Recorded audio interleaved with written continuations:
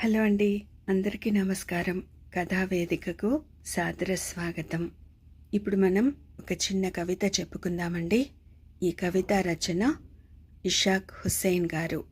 రెప్పలు నిద్రను రాల్చుకున్న మోడు కొమ్మలు, కలలు ఎప్పుడో ఎగిరిపోయిన వలస పిట్టలు, కనులు అశ్రువులింకిన ఉయాసిసులయ్యాక ఖాళీ హృదయం శూన్యపు చూపులు.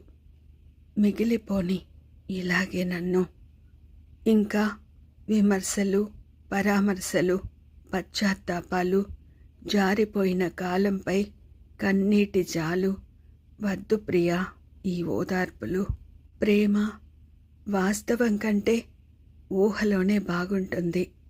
దుఃఖం చెప్పుకోలేనిది, దాచుకోవడానికి కవిత్వంలోనే బాగుంది. ఉండని ఇలానే నన్ను.